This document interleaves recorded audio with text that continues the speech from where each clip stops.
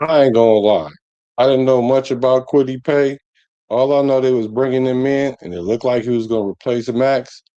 But then Max came back, so I guess we can max out now. We're gonna learn who Kwity Paye is today. Well, I am. So buckle up. Welcome to Bart. Next stop, Kwity Way Place.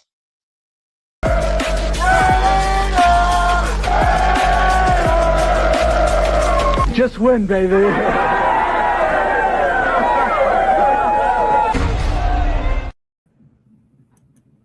Yo, yo, yo, what's good in your hood? It's your boy Black quarterback, and I'm back with my nizzle for shizzle, pizzle, 4420. What's good, bro? What's going on? How y'all doing? Oh man, it's about that time that we jump on the BART, the Bay Area Raider Talks, and today we talking Kwity Paye. I personally didn't know a lot about Kwity Paye. I heard some people say he was nice and whatnot, and and I kind of took people's word for it because I hadn't really known, so I kind of like leaned to their guesstimate. But what I've started to learn is sometimes people don't evaluate talent the same way I do. So I decided to go see what's up with this guy because looking at his numbers, I was not impressed, and I was trying to figure out why people were saying that he was going to come in and replace Max, and his production is nothing like Max's, in my opinion. But I do see the value in this man. So today we're gonna sit down, we're gonna hear from him, we're gonna look at some highlights from him, and then we're gonna go from there. So what did you know about Kwity Paye, bro? Nothing. Not a damn thing. Man, Nothing, man. all right. Oh, cool. I guess we're gonna kind of jump into this together. And then, hey, if you're in the chat, you heard of Kwity Paye before, go on and hit that like button because let us know that you was in the knowing, and now y'all can let us know today. But let's take a look at Kwity Paye, his his highlights. Let's look at the man's highlights.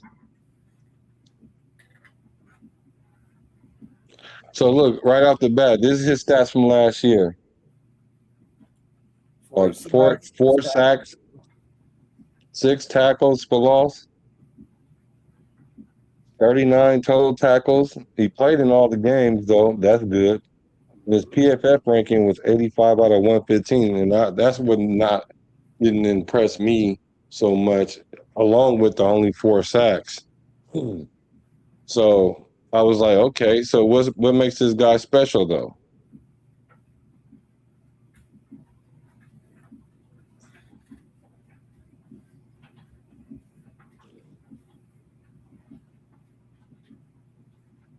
He's on the left end. Nice little stunt. That's what was happening to us last year. Yeah, Nice little patience. homeboy come up and takes a double team, and then homeboy run right by.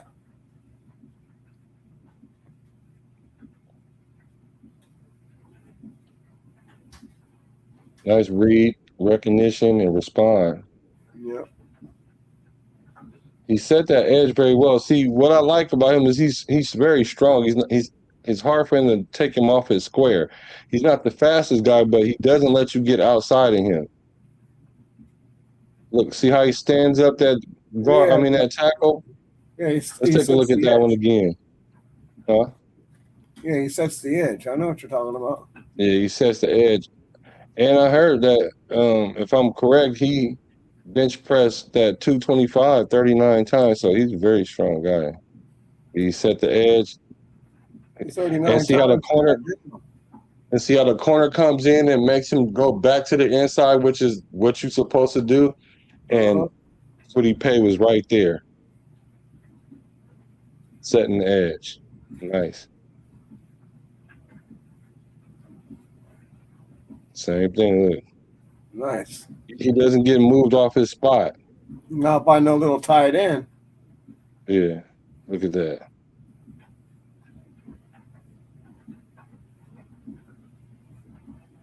Now Now let me show you. Take a look at these next couple plays. And you might say, well, he didn't get the sack, he didn't get the QB hit or anything like that. See, this is what a lot of people don't account for when they talk about what makes a pass rusher good. It's easy to go look at the stats and say, okay, how many sacks did he have? And even QB hits, which a lot of people don't necessarily respect like that. But a lot of times what you do isn't in the stat line. You might not even get a stat for it. So there's time, and I've heard people say that Max can disrupt your offense for a whole series and not get one stat on it. One stat. And this is an example of this right now. Look how he hurried the quarterback. The quarterback got to throw the ball away. I mean, it's not as good as a sack, but it's definitely is the next best thing because it's like a loss of down. Yeah, no, You just didn't lose the yards. Second and long or whatever, third and long, whatever it's going to be. Yeah, because it's already probably a pass down anyway, right? Yeah, because they got the field goal thing going right here. Mm-hmm. Well, I don't know. They start putting that out early nowadays, so I can't really say. But they usually only used to put those out in the fourth quarter, but I think they just put them out all the time now. See, look how that pressure. Yeah. Nice how he slipped in there. Yeah. Guy let him go in, thought he wasn't going to be able to make it. Thought he was fooled. See, look at that. That's pressure. All those are all good. Those are not sacks. Yep. Look, throwing it away. You got to throw it away. Nice. See, he's consistent. See, throwing it away. There's no stats for that. And even if you do get a hurry or whatever, look, see, chasing him out the pocket, had to throw it away. Those aren't the stats that people recognize. They recognize the sacks. So when I look and he has 4 sacks, look how he set the edge on McCaffrey. Come here, you're not getting outside. Nice. So when there's not a stat, you think, okay, he's not active because just looking at the stat line alone, like I just saw, 4 sacks, not a whole lot of tackles. But what it shows me though is he is solid where he is. Now, how does that play into the role with our D line? So what that tells me is it's going to be hard to run if you have both D ends that can stop the run are pretty efficient in the run game. Like Max is efficient in the run game, and twice as probably much as Kwity Paye. But Kwity Paye definitely sets the edge. So if you set the edge on each end, and sometimes, yeah, you can say Max might compromise it, but that's because he normally has to try to make the play himself. Because if he doesn't make the play, then people are wondering, well, why are we paying him all this money? So I can understand him not being disciplined all the time, but you're not running by Max all the time. So if we have 2 run-stopping D ends, that tells me that we're prioritizing the run. What you think, bro? About Kwity Paye? From what I've seen right here, I like what I see. I mean, what's there not to like? I mean, he's doing what he's supposed to do. First of all, which is set the edge because that's what he's responsible for. And then number 2, he gets out to the quarterback pretty well. And like you said, the throwaway stats aren't there. The rush incompletions that he's forcing aren't there. The throwaways aren't there. So yeah, so he's doing more than what the stat charts are showing us for sure. He seems to be motivated. Yeah, he looks powerful. I like what I see so far, for sure. And I get it that these is highlights, right? So I don't think that that's the only thing that the person can do is that they always play at that level. But what that shows me, though, is what they are actually capable of. And then you look and see what's consistent with that player, and you know what you can count on that player to do. because we don't need every player to do everything. We need the player to, whatever it is that you do that got you on the field, do that at a high level. Do Right. that particular thing. So then that way the coaches can put you in certain situations. And I think they know that because that's what we're hearing from Coach Robbie. And that's the way he want them to play. Look, whatever it is that you do, just go balls to the wall and do that. So then that way when I put you in, I'm expecting that to happen.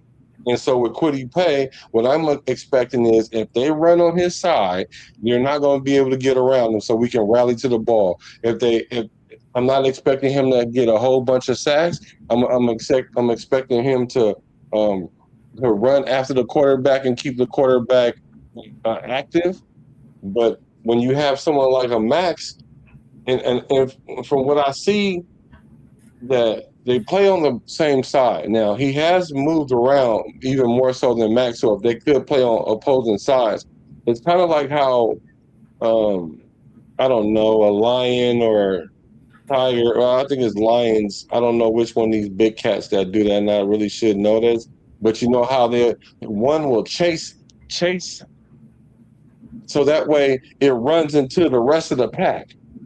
Mm-hmm. And so that one, the big cat that's doing the chasing, he's not going to catch you, like not get the sack. But you run the QB or the gazelle into the rest of the guys. So I could see that happening. You run it from Max, you run into Kwity Paye. Mm-hmm. Right, I could see that happening, and that's where Max has been having a problem because he can run the player off or the QB off, but there's nobody there or no pack there to get the QB, and then they make a play, and then it's like, damn, Max was right there. Why didn't he make the tackle? Like every play isn't designed for you to make the play. So I see that he's going to have help this year. So I'm looking at our D line, and I'm seeing the value of Kwity Paye, right? Or possible value of Kwity Paye. What's up with Jack Gustav? What's up with Stone Raider? What's up with Webb? Justice for 12. What's up, my guy? What's cracking, guys? What up? What you say? Unlike AOC in 5 years, he only missed 10 games, which means he basically always good to go. Dependable. Facts. And that's one thing, and I'm glad you say that. That's why I like you, Justice for 12, because if I forget to say something, you might mention something that is definitely on the radar. Like 17 games. That's important that we know that he could be there consistently. And that's the only thing I keep trying to say. And that is my whole argument when it comes to AOC is how do you gauge this player when you can't rely on being on the field? It doesn't matter who the player is. It doesn't matter what position it is. It's like Nakobe Dean. I have the same concerns about Nakobe Dean because look at his history. I don't have that concern against some players that get injured because I know that you're going to get injured playing that violent sport. It's like a car crash every time you hit somebody. And to expect nothing to happen to you over a 8, 9, 10-year period of time is just not realistic. So I can see how that those ends are going to help our defensive line because Kuntz has been inconsistent, and I don't think that mental reps, Ron Crawford is not. We're not putting him on the edge to be like a DN. We put him just to bounce, just go to the quarterback, bro. Go to the quarterback because if they running from Max, y'all need to handle business on that other side. If they double teaming Max on this side, you need to be firing off on that other side so that way he can flush the quarterback towards Max or make him step up in the pocket. And that's why people say we need a D tackle. But then that's what our guys that we got, they need to eat.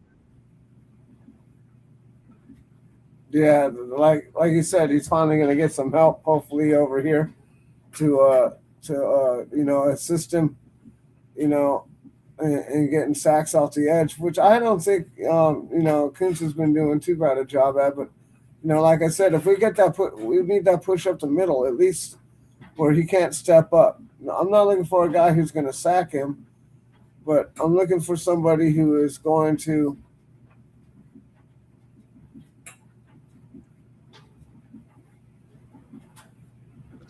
Disappear. He said, "Turn the mic down." Thank you, bro. Who was that telling me that? You a real one. You all right? Hello? Yeah. Yeah, I'm here. What? I don't know what happened. Oh, you was talking and Yeah, I don't know. Like I said, I got kicked off or something. I don't know. Blanked me out. yeah. I don't know what happened. So you forgot what you were saying? Yeah. What were we talking about? Kwity Paye. Oh, yeah. So we was talking about how I thought Kuntz wasn't doing too bad of a job, and just getting that. Oh yeah, and then just getting the pressure up the middle. I don't even care if it's if that guy's getting sacks or not. It's just enough to push him back, so the guy can't step up. Because if you're coming off the edge, all you do is step up. If there's a big enough pocket, and then he just runs right by you. It don't matter which side it is; they both will run by you. So that's why I'm always push for the defensive tackle guy.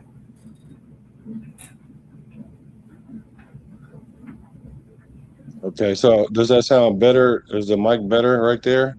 Let me know. Give me a thumbs up if it is better, because I did turn it up just a little bit, but maybe that little bit was a whole lot. So the question is, how many games have Max missed in the last 5 years? So in the last 5 games, 5 years, Max has missed 7 games. He missed 5 games in 2024 due to the ankle injury and 2 games in 2025 with a knee injury.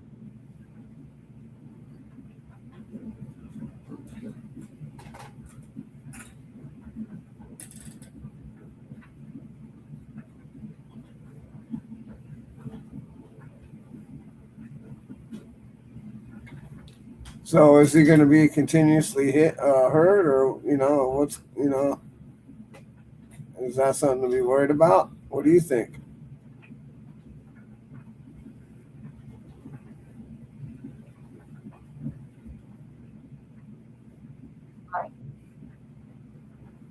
Yeah, my bad, guys, but I'm not concerned with it, especially if he missed other games because of one ankle injury. No, I get it, but it is what it is. It's an ankle. Now it's a knee. Is it going to be a shoulder next? An elbow? I mean, no, I mean, like, I guess the question was, is Max injury prone? And I'm gonna say no. If you miss 4 games because your ankle, and then essentially you were going to go have the surgery, I'm sure he could have played through it because he played through a lot of injuries. So that's part for the course. The thing is, that's why they ask, are you hurt or are you injured? Because you have to have a high pain tolerance because you're not gonna go out there and feel 100% for a whole season because players are banged up by the end of the season, and he missed 4 games because he went to go have surgery early, and then the other 2 games that he missed or whatever, he was pissed about that. But they wanted him to go get the surgery, which only makes sense because he's not out there with the guys right now because he's rehabbing. So it was smart for them to do that. Otherwise, he would be coming back probably like week 2, week 3, week 4, or whatever. So, and we still don't know when he's gonna come back because he's not out there, So we'll see when training camp comes. But he missed 5 games in 2024 because of the ankle, so that's even more. So I'm not really concerned with Max being injured, uh, and I'm not concerned with Kwity Paye either. So that's a good thing. So let's take a look at Kwity Paye and see.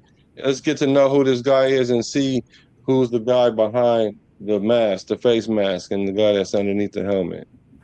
All right, let's take a look at the terrorizer of the defensive line. Yeah.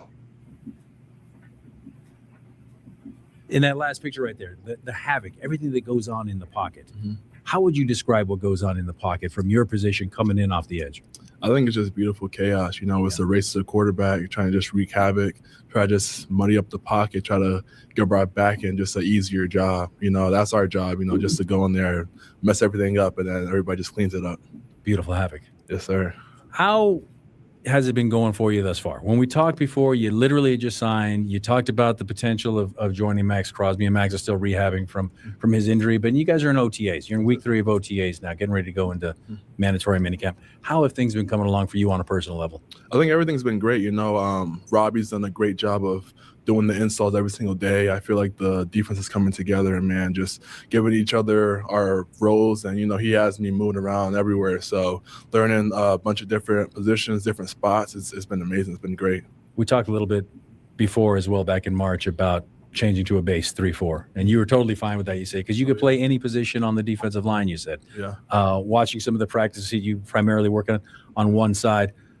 How would you describe to the average fan what the difference is between a 4-3, a 3-4, playing a wide 9, playing stand-up? How would you describe all that inside baseball kind of stuff? Yeah, just kind of like the technique part of it. Like my rookie year, we played majority 4-3, and we played a lot of 6-techs, so, a squatted position, playing the C-gap a lot of times. But now we're playing more crash 9s on the edge, just crushing the edge, eliminating the D, the C-gap, whatever. And then, just mixing it up, going from playing Sam, I have a bunch of coverages, and then with the coverages, I have a bunch of pre-snap adjustments with the ends to my side. And it's a lot that goes into it. It's a lot of rules, and it's a lot of different formations that we have to be on. But, man, I feel like Robbie's done a great job just keeping us on top of everything. Now, this year, So one thing that we keep hearing over and over consistently is versatility. And versatility isn't like I just stick you there and then you just instinctually make a play. That means you have to learn not only your position that you're playing, but other positions to a level where if I stuck you there, or if Coach Robbie stuck you there or stick you there, then he has confidence that you're going to perform. You're going to get an outcome. So I'm really liking that we're bringing in a lot of guys that seem to be very smart. This guy was a first rounder, so he has a potential. He's only been in the league 5 years, so I do like that about him. And another thing, mild-mannered guys. We have a lot of mild-mannered guys, like quiet giants, like quiet leaders. Like, have you noticed that? Yeah, I like the humbleness, like how he looks, like how he carries himself. It looks like he's a stand-up kind of guy, and it looks like he's not gonna play ain't gonna play with nobody's bullshit or anything. Like he's Right. He's down here straight for business. You know what I mean? He looks like a down to business kind of guy, and I hope that means less penalties for us too. Which, Yeah, well, I wouldn't count on that. Because we was talking about the other night about the phantom penalties we be getting, huh? Yeah. your first time playing for Robbie as a defense coordinator. He was a longtime defensive line coach as well. So have you noticed or have you heard from the other guys on the defensive line just how different it is for him in that new role?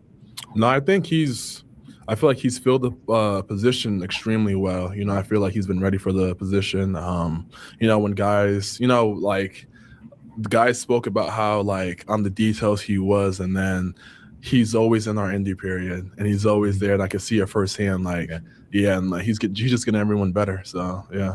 There's one last week in that seat. I had DJ Glaze, and you're getting real comfortable or familiar with him anyway, going up against him in practice. No pads are on or anything yet, obviously.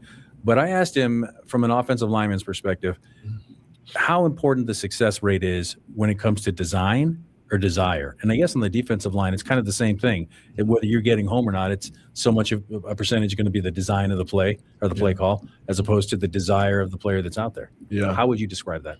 I feel like the players make the calls come to life, and, the DCs preach that all the time. They can call it, but, we have to, make it come to life and, be out there and just do our 111. You have to be very selfless. You have to sacrifice yourself. Sometimes, like, the play is not meant for you, and that's okay. You have to go ahead and sacrifice your body to make somebody else come free and get the sack, get the pressure, get the pick, whatever it may be. And, that's just all coming together and, just trying to win. And that's, just trying to win. So you're a veteran in the room. You're new to the organization, but So this is the thing. Go ahead. Yeah, for sure. Go ahead, bro. Yeah, that's what I mean. He's not selfish. He knows his role. Like unlike AOC, he knows his role. You know what I mean? He knows what he's here to do. He knows what he's here to provide. He knows what he's got to do. Sometimes he ain't going to be the guy who makes the play, but he's got to sacrifice what he's got to sacrifice for the greater of good, for the greater of the team. Yeah, one thing that he did say was selfless. You gotta be selfless and you gotta put your body on the line. That's what I mean when I'm saying like you want to have to run through. You want to be able to feel like you can run through a wall for the person next to you and the coaches. That's what it means, like being selfless, like not thinking about yourself. And I really do I like that. And the thing that I keep hearing, I heard it from Trey Tucker, and I've heard it from here. Be one of 11. Essentially, just do your job.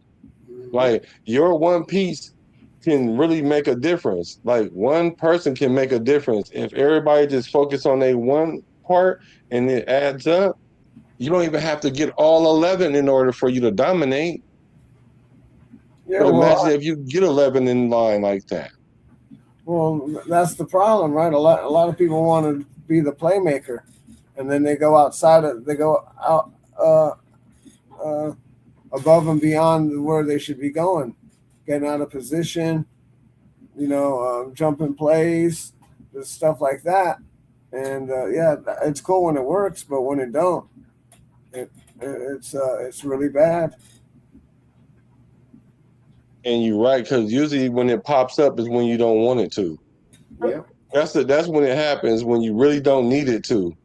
Because really coordinators, they let you get away with it for a little while once they see you doing it, because they know later on they're going to use it against you. They let you get away with it for like a couple of quarters, and you thinking, oh yeah, I'm getting closer to the quarterback, and then next thing you know, they do a bootleg on you. Yep. And then next thing you know, you giving out the outside. Now all you gotta do is throw the ball to a dragging tight end or a dragging wide receiver on the backside, because you've already compromised the edge. I've seen AOC literally do that to like so many people, because I've been watching tape of AOC, y'all. I've been going and watching tape of him, and he can at least do the bootleg.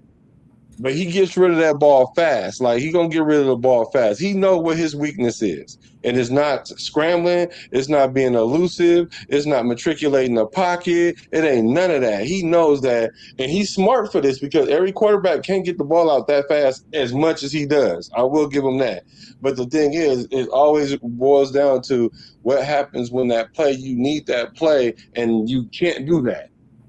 Because that's the difference between being a champion and losing in the playoffs.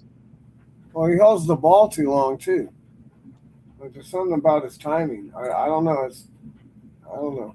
I think when the play's finally breaking down and he is holding the ball. Well, because his first couple of reads are not there, so now it's with that scramble drill, you got to find somebody, because everything is muddy. Like Kwity Paye say, try to muddy up the pocket, because when you muddy up the pocket for the quarterback, not only is he thinking about somebody about to hit him, like he's trying to find somebody downfield. And it's not as easy as, oh, you find a person and then you're just going to throw it to him because you found him, because you don't know that there might be a guy standing over there in the zone waiting for you to do that.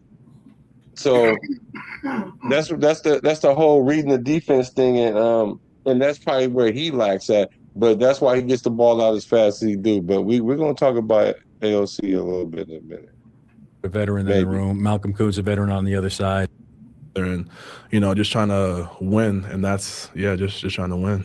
So you're a veteran in the room. You're new to the organization, but a veteran in the room. Malcolm Kuhn's a veteran on the other side.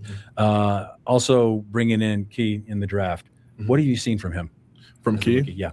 Yeah, man, he's just a guy that just wants to learn all the time. He's been working extremely well. Everyone in the room's been proud of him and just seeing him work. So, the young guys have been playing well. They've been improving. Cleveland and Gary, just a bunch of young guys just improving every single day, just taking the coaching and just trying to elevate. One of the things that Rob Leonard talked about was one of the reasons he wanted to come to the Raiders in the first place was to coach Max Crosby. Mm-hmm. He said Max is doing everything but getting on the field and practicing with you guys right now. Mm-hmm. And I know how excited you were to potentially team up with him. Mm-hmm. What has that process been like thus far from your perspective? Yeah, he's been there every single day. He's on the sideline coaching us, just giving us pointers in the meeting rooms. And, honestly, it's been great for a lot of the younger guys because they're getting more opportunities, more rushes, more chances to just play, and I feel like it's been amazing. It's early.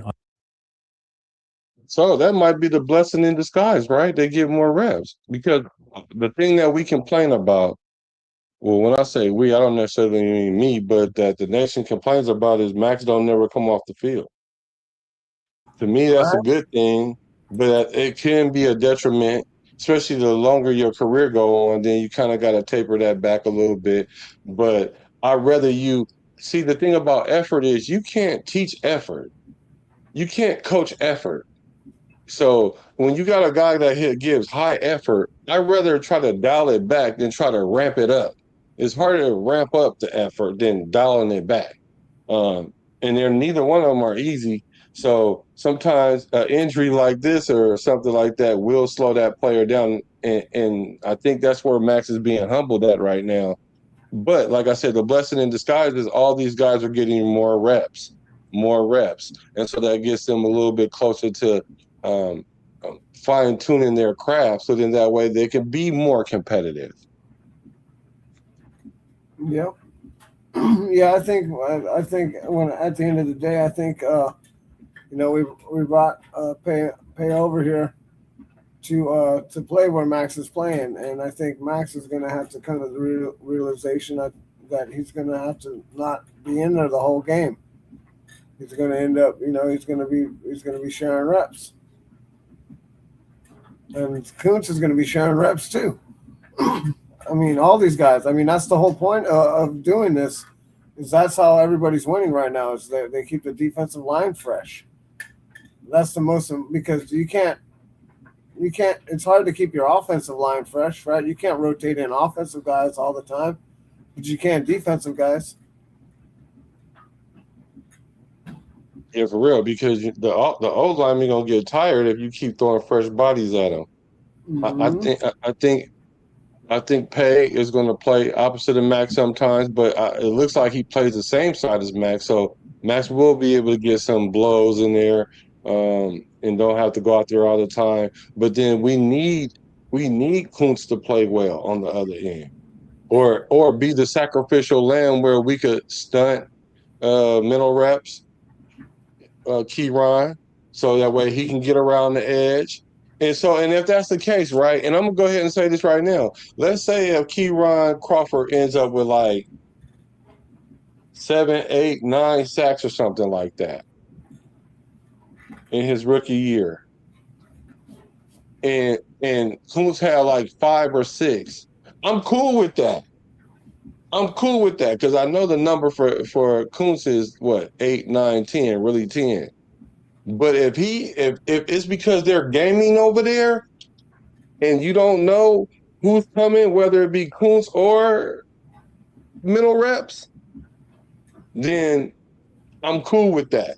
Because for me, it's not always about the stat. The stat could tell you some things, but it don't tell you all the things, or even sometimes most of the things, because, figures lie and liars figure. Stats aren't always... You can make a stat look multiple ways.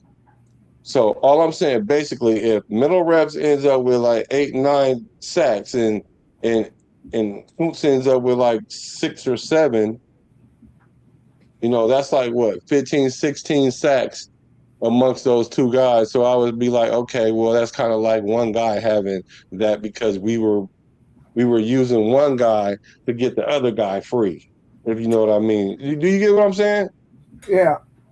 Well, because one guy's going to take up the double team, just like with Max. When Max is on the field, they're more than likely going to double team him. So we have to have a guy who can take advantage of that double team. That's been the whole problem. We haven't been able to get a guy that can take advantage of either one of them being double teamed.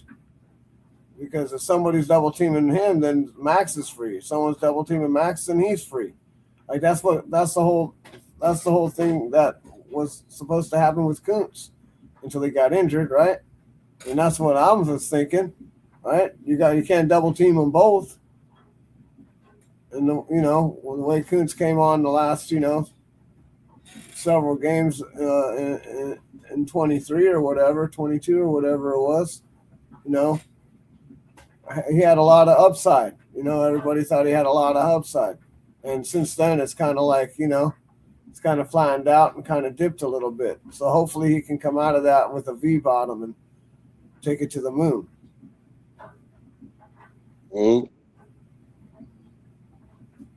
Obviously. How are you feeling that defense is coming along? And at this point, I guess the defense should be ahead of the offense, right? Yeah. What is that kind of coalition of everything that's been going on? What does that feel like so far? I feel like it's coming along pretty well. We got to be, just on it with the communication. But I feel like we've been coming along. It's been a huge playbook. Everyone's just dove into it. And, I feel like we've been taking it well.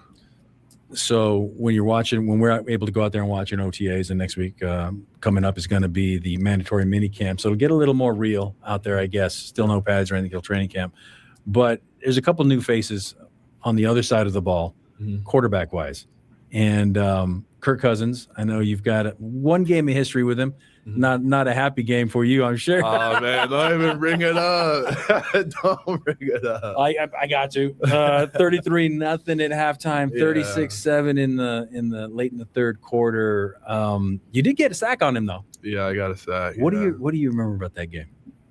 I just remember going into the half being extremely happy, and then we came out, and then they just came. They had a really good year that year too. They had a lot of close games that year. They ended up coming out on top, and we knew that they were a tough team, and we knew Kirk was a great quarterback and great commander. So we just knew it was going to be a battle until the end, and they just ended up coming through at the end of the game, and we went into that final 2-minute.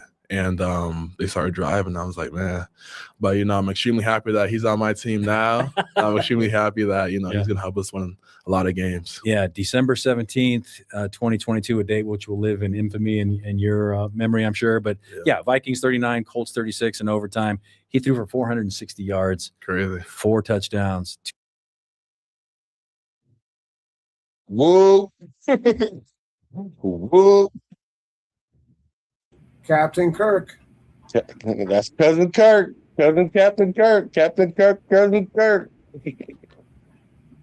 2 picks. He was sacked 7 times by you guys, though, and you got one of them. But, yeah, Vikings 39, Colts 36 in overtime. He threw for 460 yards. Crazy. 4 touchdowns. 2 picks. He was sacked 7 times by you guys, though, and you got one of them late in that game. Yes, sir. We're getting after him, but, resilient guy, and he pulled through. Have you seen that on the practice field so far? Oh, for sure. He's a very cool guy, around the locker room. But once he gets onto the field, he's a different person. He commands that offense like no other. So, and then the number 1 draft pick, you like that. I like that. Like players that got that switch. See, I had one of them switches too. But I like it when you on the field, it's like it's go time. It's a whole nother animal, a whole nother person. So I like that, and that's what we've been hearing consistently about Kirk Cousins. And I've already known that about Kirk Cousins. I've always watched him from afar, but we never really crossed paths as much because he never really played the Raiders that much. I don't think, but I always knew he was a competent quarterback, and he just never really found a home. And when he found a home, it kind of things kind of moved around. So he was like a journey. He was like a journeyman that was just going through the league trying to find a home, and he's still trying to do that because this isn't even his home.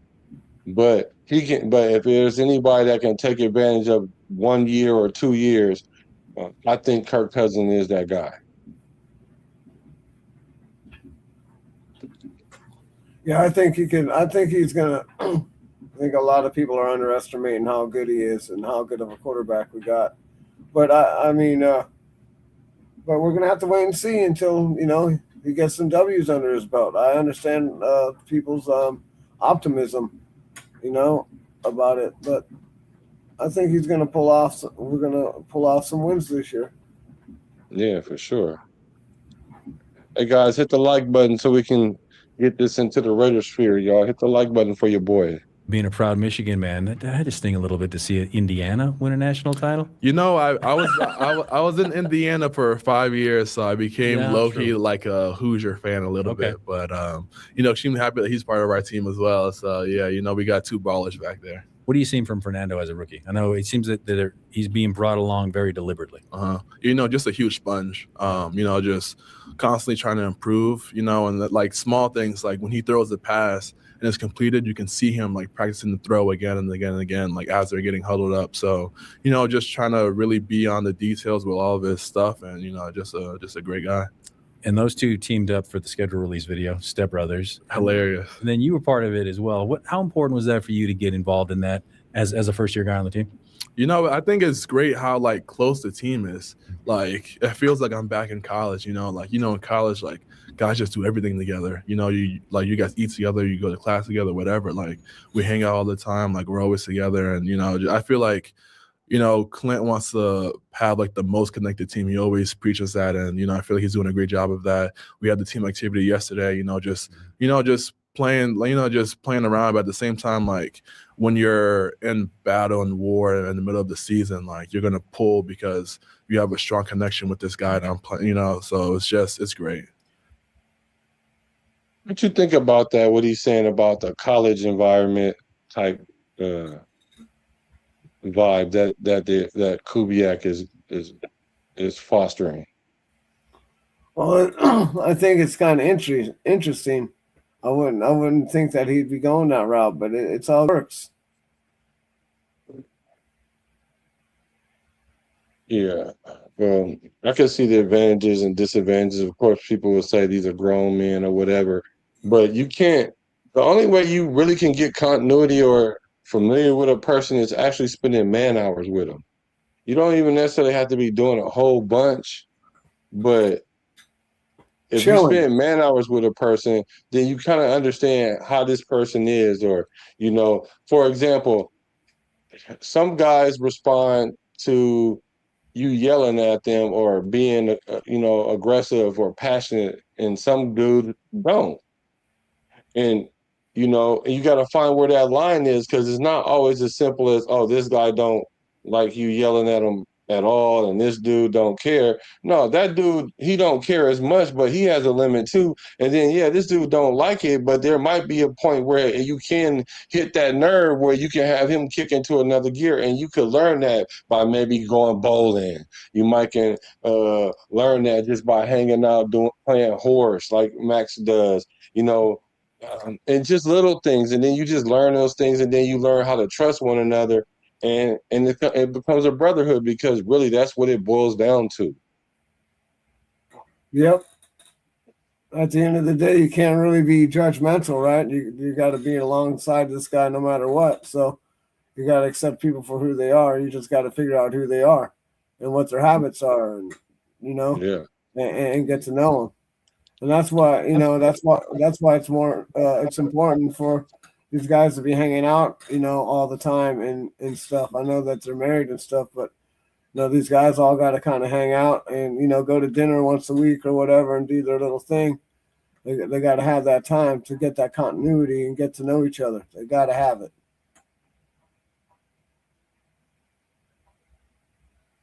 It's just a habit.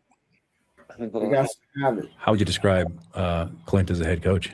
Man, I feel like he's very efficient. Silent assassin. Silent assassin. Yeah, I feel like he says what he needs to say. He's not all the extra fluff. It gets to the point, and he wants us to be great. He's giving us everything to be great. So we just gotta perform and execute. So you gave me beautiful chaos in the pocket, silent assassin. Silent assassin, yeah. What else are you looking for when you're out there taking pictures and taking down quarterbacks, I guess, right? I mean, is that kind of what your mind is, like kind of like a Renaissance man kind of thing going on, where you're coming up with these different Man, I'm just out there, just balling, and I love playing D-line. I love being in the pocket, muddied up, and just violence. Lastly, I know you like to travel. Like we saw that photo Just early on. violence. I like that. Yeah, I think I'm gonna end it on just that, just violence. Just violence. Because he's quiet. He's one of them quiet dudes. But look at his arms, though. That dude he probably bring the pain for real. He probably does bring the pain, man. Yeah, if he's bumping 250 for how many times? 29 times or something? 39 times 225. Yeah, that's a That's lot. getting to it. Yeah, he put in some work. That's for sure. That's why they can't move him off that line like that. That's what I really, really like that he can't get moved around. Yeah, he got that. He got strong chest muscles, strong pecs. Yeah. So what do you guys think about Kwity Paye in the chat? You chat readers, what y'all think about Kwity Paye? Like, I know some people really like the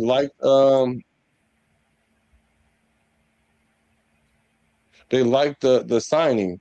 Well, had we not had Max, then he would have a whole bunch of pressure on his chest to bench press, because those are big shoes to fill, and they're it seemed like they're the opposite kind of guys from each other, right?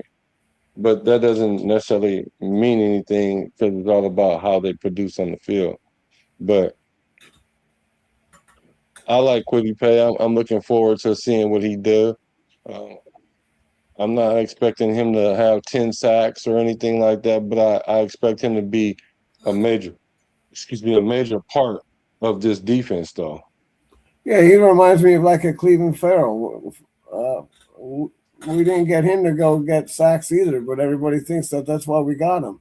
We got him to set the edge and stop the run. He's a good run stopper. But, everybody said we should get more sacks out of him. He wasn't a sack guy. He had a role, huh? Yeah. Okay. So we could either watch the video about the camp, the overall camp, or we can talk about your boy, finish our conversation from yesterday. Which direction you want to go? With what? With the show right now. We can either watch this other video about how the camp, someone that was there can just tell us about what was going on, the overall vibe, and what we should take away from it, or we can go into let's go through the 31 teams, because we didn't finish our conversation yesterday about your boy. You know which one I want to do. Which one? I thought you said you was tired of that. That's what I'm saying. Let's go with the interview. Let's see what we're supposed to do with how we're supposed to be feeling about this thing right here. Let's go ahead and do that. How long is this video? It's like 12 minutes. All right. So we got time to do both. We got time for both of them. So let's go. Okay, cool. Let's get it. Yeah. My guy, Jason Horowitz. You used all your miles for that, right? Somebody's miles. J-Rock, as I'm going to call you J. I'm good with that. Yeah, We're going to make it stick.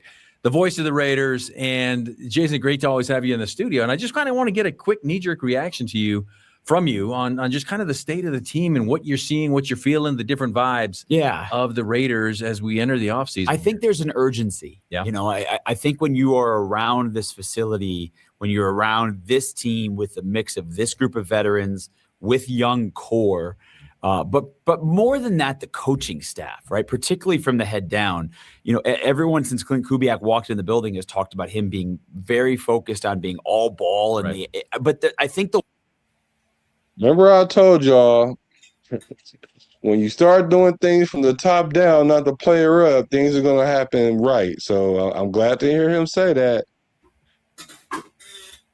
Word that I've heard Kirk Cousins use is that there's an urgency to this team, and that's a good thing. It's the practices during OTAs, the lead up to what will be training camp at the end of July. All of those things have a little bit different intensity to it. Now, what will that look like in September, October? I don't know, but it definitely feels a little bit different than my first 4 years here. As Mark Davis always likes to say, at this point of the year, the Raiders are undefeated. Yeah, so always. That's a good June, thing. July, always. Yeah. They're winning June and July. they won the offseason, I guess you could say. But with Clint Kubiak, as you mentioned, as a first-time head coach, it's interesting that he brings a certain gravitas to himself, even though he's a first-time ever head coach at any level. And yet he's surrounding himself with people that have done it before. Guys like Mike McCoy coming in, who's coached in this division numerous times. Andrew Janocko as an offensive coordinator, first time in that position as well. It's interesting because this is obviously going to be Clint Kubiak's vision, but he's surrounding himself with guys that have either worked with him or have done it before. What do you think that vision of his offense is going to look like? And should we just watch a lot of Seattle Seahawks tape from last year? Well, you mentioned Mike McCoy, and he's been right. He was with the Chargers most recently. Last year, he had a rookie quarterback when he was the interim head coach of the Tennessee Titans, and obviously he's been around Clint Kubiak's dad and experienced that aspect of it. But offensive line coach Rick Dennison, been around a long time. Special teams coordinator Coach D. Camillus, been around a long time. So you've got that mix of youth in terms of your coordinators and head coach, Kubiak, Janocko, and Rob Leonard, mixed with old, grizzled guys elsewhere throughout the building who have done a lot of different things with a lot of different influences. And I like that. The grizzled, we got the grizzled men in there. And so it's a good mixture, because the one thing that we were lacking is that youth in the play calling. Like, I don't mind having the OGs when it comes to the discipline part, how to stay out of trouble, off the field, all the stuff that OGs bring, but then you don't want them to be so stale that they don't be themselves as well. So I do like that we do have like a youth movement in the places where we need it, like the play calling and all that. But then when it comes to just how the character of our team is set by the OGs. I like that. Yeah, I do too. I like how it I like they have all that experience, and you know what you can't get until you do it is experience. When you have all this experience, and when you have all this experience, and it's like, you know, it's like a cheat code. It's like downloading information that would take you years and years and years and years to go out and get yourself, and you don't have that much time.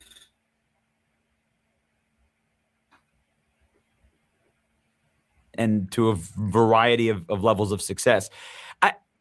I think you are going to see a team, and this is just my own personal gut, but from an offensive standpoint, because, you know, head coach Clint Kubiak, offensive guy, I think you're going to see a team that is so committed to running the football, and with. There you go, Pizzle. There you go. Ain't that what you want to hear? Yeah. With Ashton Genty and Mike Washington Jr., you are going to see young guys who can do a lot out of the backfield, but also, man, are they going to be aggressive running the football? A gut instinct. Yeah, and before you can do that, you've got to have an offensive line that can actually open up those holes, protect the quarterbacks, do those things. And our friends at ESPN, they've kind of come up with a projection here. And I haven't seen this projection. What's the projection? Here's the projection. What you say?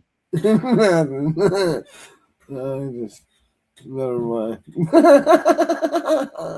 We got an old friend, familiar face, Colt Miller, left tackle. Yeah, makes sense. He's healthy. He only played in 4 games last year. Left guard, they got Spencer Buford. Got to get the pronunciation. I'm going to leave that to you as the radio guy. I think you got it right the first time. Okay, Buford. He came from the 49ers, but he's familiar with the system because he's been with Clint before. Yeah. Crown jewel of the offensive line free agency class. Yeah, that one you can put in ink. Sharpie. We're getting Sharpies out. Right guard, JPJ. Okay. Johnson. And then right tackle, DJ Glaze, who sat in that chair a couple episodes ago. So when you hear those names, do you get excited, or do you think, hey, wait a minute, what about Caleb Rogers? Yeah. What about Charles Grant? I think left to center is probably right.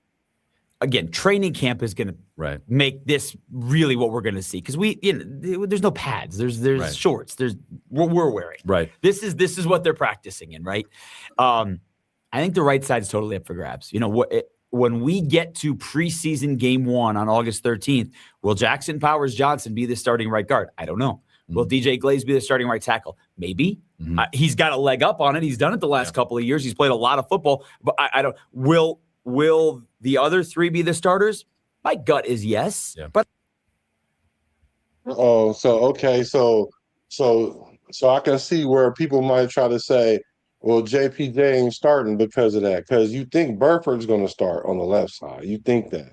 Now, there's no way you can think Spencer Burford is better than JPJ, but he has more experience, I guess, so that would give him the position. But like he said, training camp is going to dictate that, but the right side is up for grabs. Like, so you're telling me the two most experienced guys that we had, those two spots are up for grabs, but Burford is solid because we know Colton Miller not going anywhere. So really, they're only talking about that one position. I can see a universe where JPJ goes to the left guard position. I can see that. That's where I think he should. That's where I think he should go personally, because he should be on the left side next to Colton Miller. Yeah. Like, there's no way I'm not seeing JPJ not starting on this line somewhere. And the reason why you would move him from right guard is because you need to move DJ Glaze from right tackle somewhere. And it ain't going to be left guard. It's going to be right guard if he moves anywhere. And then there's a Grant that's going to come in and play that right tackle. That's what I'm seeing. So that's why I'm like, okay, well, the way you're saying, I mean, the way it sounds is as if JPJ is not going to start. That's how that sounds to me. Yeah, that's ridiculous. He's going to start somewhere, and if we do put him over there, it's going to be a big maul. I mean, you're going to have Colton Miller, JPJ, and you're going to have Lindenbaum over there. You're going to be able to move a lot of beef with that. For real. I don't know that left tackle, yes, center, yes. But I don't know. And I think that healthy competition is there. Yeah, see? Caleb gut is yes. Yeah. But I don't know that left tackle, yes, center, yes. But I don't know. And I think that healthy competition is there. Caleb Rogers, certainly part of the conversation. Trey Zune, certainly part of the conversation. We don't know we didn't really get a chance to see Charles Grant last year, the 3rd round pick out of William and Mary, and up until the last game. Wait a minute. I could have swore we talked about these old linemen, and I swore Grant got more playing time than Rogers. Maybe I need to go look back into that, because I could have sworn that Grant got way and rated higher PFF graded than Caleb Rogers. Caleb Rogers was like in the mid to low 50s on both the run and the pass. I'm gonna have to compare this. We're gonna have to do an O line. We're gonna have to start talking O line now that we know who we got on the O line that's competing. Or so we don't really know what that's going to look like. And oh, by the way, I mentioned the coach, Rick Dennison. His perspective of what these young offensive linemen are is probably very different from what the previous coaching staffs were. And that's the part of it too, is that it figured that there'd be an overhaul. This was the lowest rated per Pro Football Focus offensive line in the NFL. Yeah, 2 years running. And you bring Dennison in, and they bring in Linderbaum, they bring in Buford, but other than that, it seems like they kind of liked what was already on the shelf. Yeah, which is why you really only had that, because a lot of people were wondering with the 2nd round pick. You know what's happening at number 1. Yeah. Right. Everyone knew it's Fernando Mendoza, and then beyond that. Not everyone. Second round, was it going to be secondary? Not was everyone. it going to be defensive line? Offense. A lot of people thought wide receiver. All of those things that were, you go back to the draft, that were part of those conversations, and they traded back and went secondary. And then there were others. So I think there's a lot of bodies, and there's a lot of high, without first round, but a lot of high day 2 draft picks that those bodies represent. You need 1 or 2 of them to hit. Yeah. Now, we've seen DJ Glaze play a lot. We've seen Jackson Bowers-Johnson in and out, and injuries, and center and guard, and he's kind of shuffled around. We didn't really see a lot of Caleb Rogers until the end last year. Some good, some not. So with all those guys in the offensive line, they're the ones responsible, obviously, for not only protecting the quarterback, but opening up those holes for the running back. Despite how many times that Ashton Jeanty was hit behind the line of scrimmage, he was still only a 25-yard gain away from a 1,000-yard rookie rushing season. They go out, they draft a change of pace back, Mike Washington Jr. to come in. Is this basically Zach Charbonnet and Kenneth Walker III 2.0, or how do you see this thing kind of? I don't know yet. Coalescing? Yeah, I don't know yet. I mean, I will say watching Mike Washington Jr. during OT, it's impressive. Like the speed. Again, there's no pads. Right. How do you judge a running back when they're whatever? But you could see it. Like you could definitely feel that breakaway, which is why he had so much success this past year at Arkansas because he didn't touch the ball a lot early in his career. His time at Buffalo and then Arkansas, he has not had a lot of touches in his college career, which you go into the NFL, and that's, I would think, a good thing from wear and tear perspective. Look, Ashton didn't get hurt last year, but he was on the field a lot. Almost 80% of the snaps last year. And wants more, as he said. Sure, great. As any great running back would say. Well, why not? I mean, listen, Christian McCaffrey never comes off the field either, right? And he's the one who gives Clint Kubiak that massive praise and all of those things too. So I think from a perspective of, hey, in a perfect situation, if Ashton Genty turns out to be what everyone thinks he can be, then let's have him on the field 100% of the snaps. Why take him off the field? Yeah. But it's not realistic for a running back to never get banged up. Right. So you don't know what snap that is going to be. Is it snap 1? Is it snap 451? Right. You have no idea. So moving on from behind the line of scrimmage to the outside, the receivers, that was another, like you mentioned. Yeah. In the second round, a lot of people thought, well, there's a receiver sitting there. Maybe they can go get that prototypical X. They didn't do that. But they apparently they like what they have in the room. And the veteran leadership that's in there, Trey Tucker obviously is the veteran that's been here. But you also got Speedy Naylor, Jalen Naylor's here. Derek Young has flashed throughout OTAs and mandatory minicamp. And Shedrick Jackson has actually shown quite a bit as well. But there's a lot of eyes looking on that second-year growth on Dante Thornton and Jack Besh. What do you want to see out of this receiver room this year? You'd like to see them stand out, but if you go back to last year's training camp, and not to harp on what we cover, right? You've been covering the Raiders how long? This since 2005. Okay, so you're about to have year 22. Congratulations, Paul. Yeah, my career can have a beer with the Raiders. Maybe by year 44, I'll be able to trill my R's for you, which I still can't do. There you go.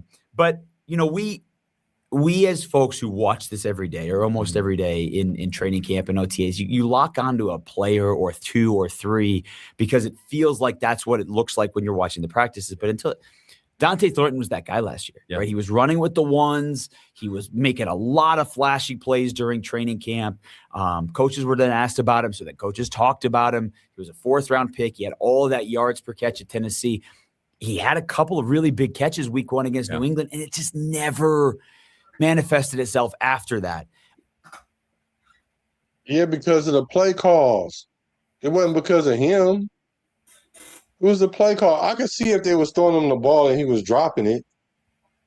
That ain't what was happening. We was throwing the ball and the other team was catching it. Yeah, exactly. That's what was happening. And that was happening because we was running only one main route everywhere. So that's not Dante Thornton. Just like I don't think it's Jack Besh either. I don't think so. That's why I'm saying I think that whatever this jump is, I think that it's going to happen. Now, I hope people don't expect 700, 800 yards out these guys already. Like, how when they only played half a season and they really didn't even play half a season? Thornton played a lot, but our offense wasn't allowed to have a quarterback sit in the pocket long enough to throw a deep pass because he was getting hit all the time. When he wasn't getting hit, he was throwing interceptions. Right. Yeah.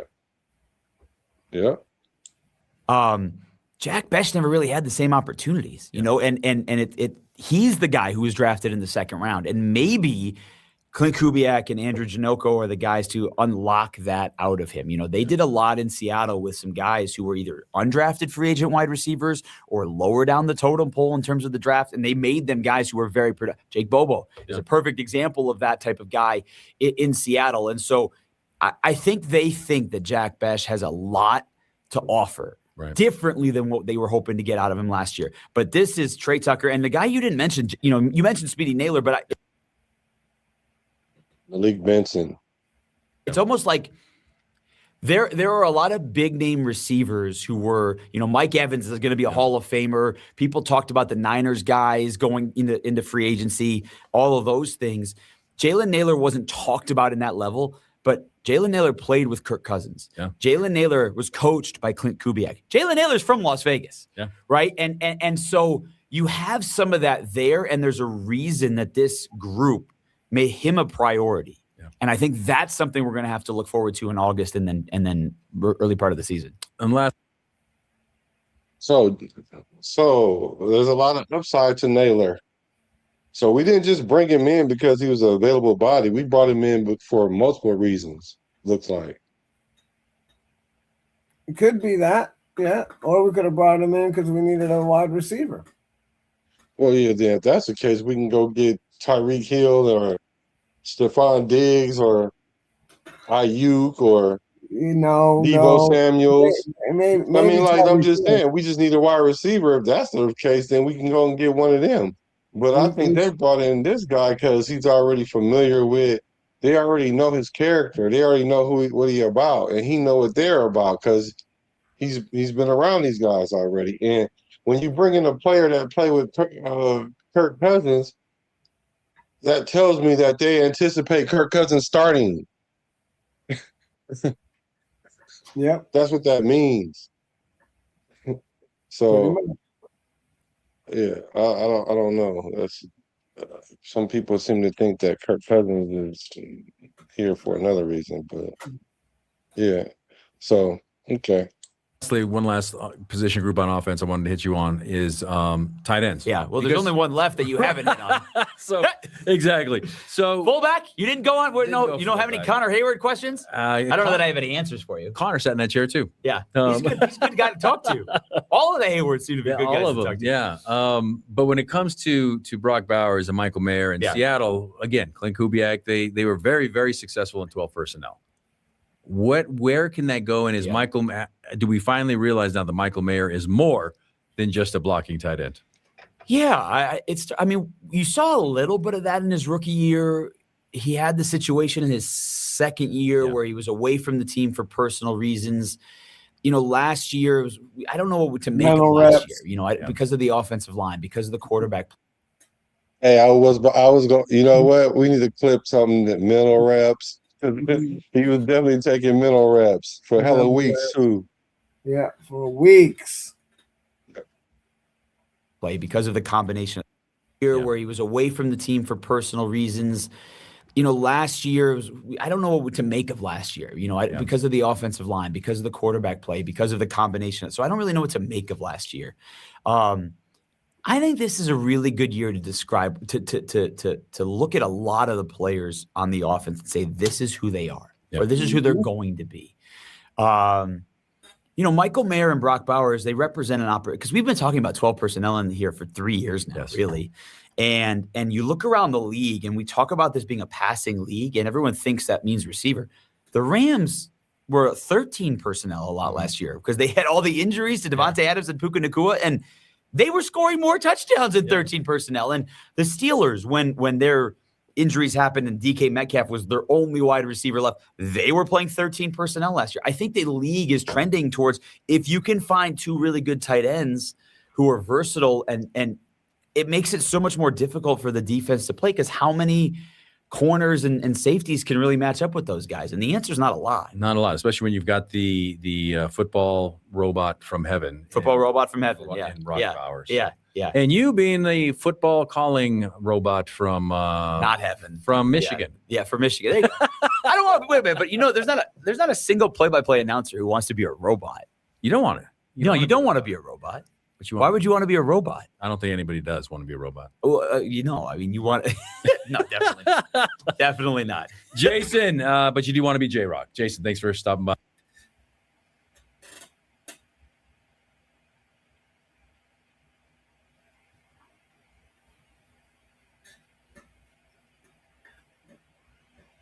So pretty much, I guess it's pretty much what we see is what we get.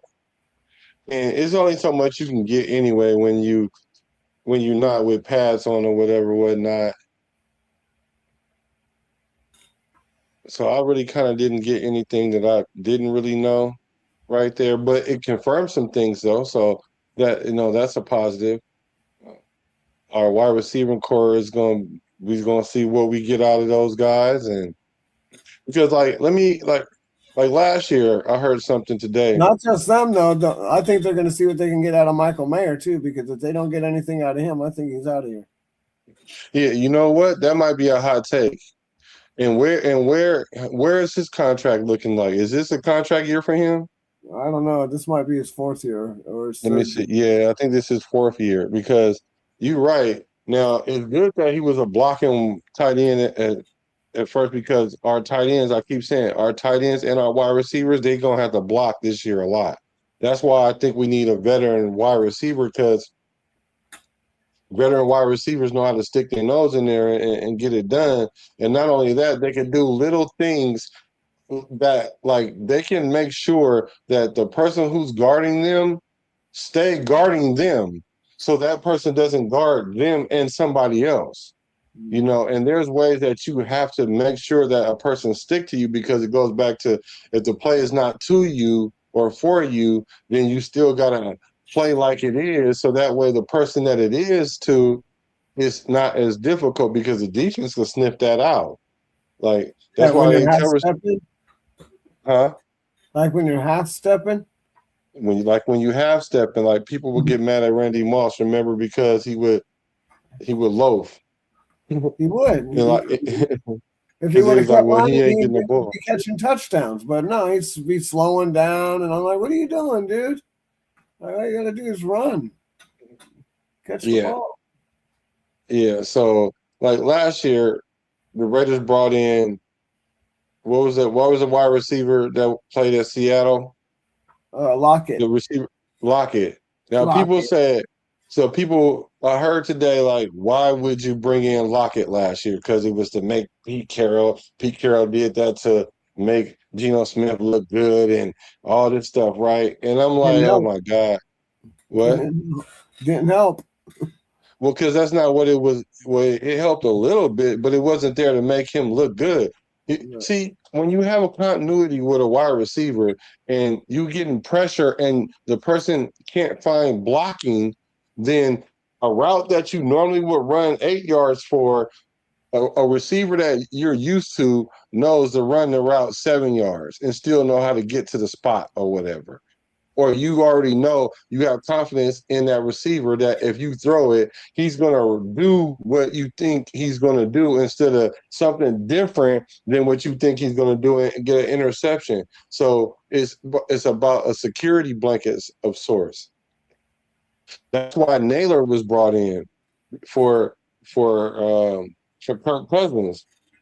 Not like they needed him to do that because the security blanket is going to be Brock Bowers. But if you can find a player that's familiar with him, then it only helps. And so when Lockett came in, it alleviated some of the pressure off of Geno Smith just because of the familiarity. Now, if the play caller is still calling stupid, crazy, weird things, it still is going to supersede any kind of continuity that you have with a person, but it might keep you alive though. And that's what was happening with Geno Smith. Bruce Willis, what's up with my guy? He's got it right on the head. Is what he's got. I don't think it was a waste of money. If y'all want to say Tyler Lockett was a waste of money, then you got to say that Chip Kelly was a total waste of money then. He Can we was. agree to that? I won't argue that. He was a So waste so of money. so it's like we're mad at the kind of Band-Aid that we put on, not addressing how the wound got there. Like I'm not gonna blame the Band-Aid at all because it stopped the bleeding to some degree. To some degree. Not totally. It's a waste of money. We got the record that we got whether he was here or not. It's not like he came over here and made us help. Well, everybody was a waste of money then. If that's Yeah, the case. it was a whole waste of a year. No, it wasn't a waste of a year. It's just the thing is that things didn't go as planned. It wasn't Yeah, a they waste of sure a the year hell because didn't. it wasn't a waste of a year because we end up resetting our franchise the year after. We finally actually did it this time. Yeah. Because we kept saying we were trying to do it because we were trying to avoid hitting rock bottom. We was trying to avoid hitting rock bottom, but we had to hit rock bottom in order for it to happen. Yeah. And it happened. No, it happened. All right. Yeah, for sure. J Rose says, "Hey, Black Pizzle, have y'all noticed that on the Raiders website that they have changed JPJ's position again to guard center?" No, I didn't know that. No, I ain't checked it out. Yeah, because he's a guard and a center. Yeah, he does both. Well, what did it see what did it say last year? It probably said guard and not center, right? See, and that's the mental games, whether it's on purpose or not, those are the mental games that happen because it's like JPJ, you're not our center. Like essentially telling him you're not our center. Yeah, You're it's not not gonna in do your name. It's not in your even in your name. You're just a guard. You're not a guard / center. You're just a guard. but he is a center though. Yeah, he wasn't last year. Yeah, but that don't mean he wasn't a center because that's just like saying Jordan Meredith is not a guard because he played center last year. No, I understand what you're saying, but according to the last regime, he wasn't a center. He was just a guard. Yeah, and that's what I mean by playing games. Yeah, they was playing Because games. JPJ should have went in at center after Jordan Meredith didn't work, and they went to somebody who never even played center at all. Well, they And y'all wanted gonna try to tell me that guy knew how to play center better than JPJ? No, they was playing games with JPJ. No, what I'm saying is they did that on purpose to mess with his head, to get all up in JPJ's head, getting rid of that whole thing, messing with him. I think they were just messing with him. Who's just messing with him? The coaching staff, whoever changed his shit from being center guard to just guard. Whoever was doing that was playing mental games with him, was fucking with him. Yeah, that's what I'm saying too. And so then that made him feel a type of way because he's like, what the F? Like, what y'all like even if something happened, I can't play center? Like, what are we talking about? Like, so after, so whatever. Now, by this happening, that shows me that we already know that Tyler is the center, right? But if something was to happen, knock on wood if you with me, you're not gonna put Trey Zuna in that center before you put JPJ in there as center. I'd agree to that. Yeah, that would. Yeah, I mean, like, so why? So this is kind of like what they said, unfucking themselves. You know what I'm saying? So that's how I take that. That's what we essentially did right here because we was fucking JPJ with that last year. I'm glad I wasn't paying attention to that. But if I had, I would have been like, this is some stuff right here that got JPJ all messed up in the head. That's why he out there trying to overexert himself, trying to prove himself. And then y'all give him the Max Crosby treatment, talking about y'all trading him and he ain't gonna be starting. Like this boy only been in the league for 2 years. Like this is what I be meaning by the dysfunction. Don't be putting the fun in dysfunction by at the cost of especially young players. I can see like Max Crosby should be able to deal with it because a lot of the stuff that he did, he kind of put himself in that position. But at the same time, he knew the job was dirty when he took it. I'm talking about when he was wanting to be traded, like instead of going down with the ship. Which I don't blame him. I don't know if I would have went down with the ship, even being from Oakland. And if I would have got drafted by the Raiders and I would have seen what they was doing to and knowing what I know, I would have been like, bro. I'm a Raider what though. we gonna do. I don't know.